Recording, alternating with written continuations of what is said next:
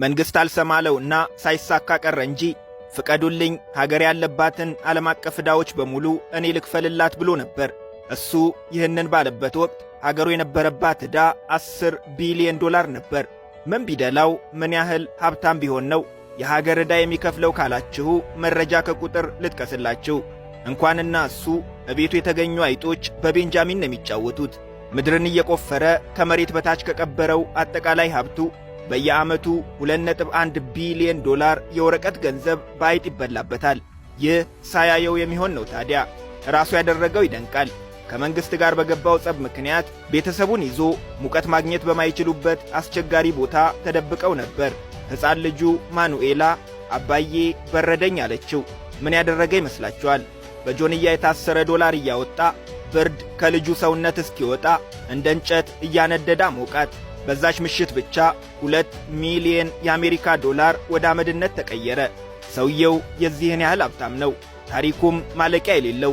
በአንድ ወቅት መንግሥት አጥፍተሃል፣ መታሰር ይገባሃል ይለዋል። እሱ ምን ተዳው? ስልክ አንስቶ ወደ አገሪቱ ፕሬዝደንት ደወለ።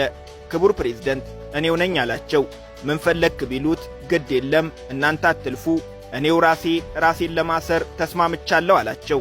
እናም ለራሱ ከቤተ መንግሥት የሚያስንቅ እስር ቤት ገንብቶ በራሱ ጠባቂዎች እየተጠበቀ የእስር ጊዜውን ጀመረ። ገንዘብ ካለ አይደል ተረቱስ? እሱ የነበረው ግን ገንዘብ ብቻ አልነበረም።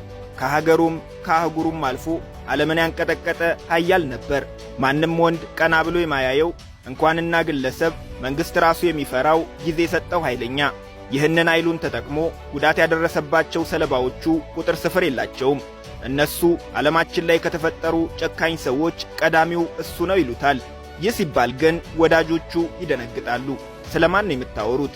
ስለ ድሆች አባት፣ ስለ ወንዶች ቁና፣ ስለ ወዳጃችን ኤልፓትሮን ከሆነ ኑ እውነተኛ ማንነቱን እኛ እንንገራችሁ ይላሉ።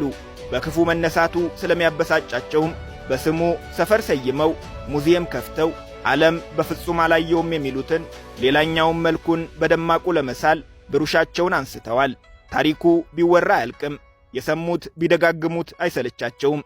ኔትፍሊክስ የተሰኘውን የአሜሪካ የፊልም ድርጅት ገናና ካደረጉት መካከል የእሱን ታሪክ ተንተርሶ የተሠራው ተከታታይ ፊልም አንዱ ነው። የሆሊውድ ሰዎች ታሪኩን ይወዱታል።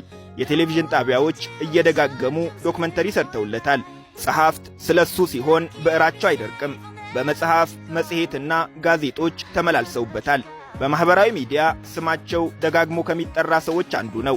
ፓብሎ ኤስኮባር በወዳጆቹ መልአክ፣ በጠላቶቹ ሰይጣን ተደርጎ የተሳለ የፊልም ገጸ ባህሪ እንጂ በአካል የተገለጠ የማይመስል የክፍለ ዘመኑ አነጋጋሪ ሰው። ከወዳጆቹም ከጠላቶቹም መንደር ታሪክ እየቀዳን ተቆራርጦ ከተሳለው የበዛ መልኩ አንድ ወጥ መልክ ይዘን ለመውጣት እንሞክራለን። አብራችሁን ቆዩ።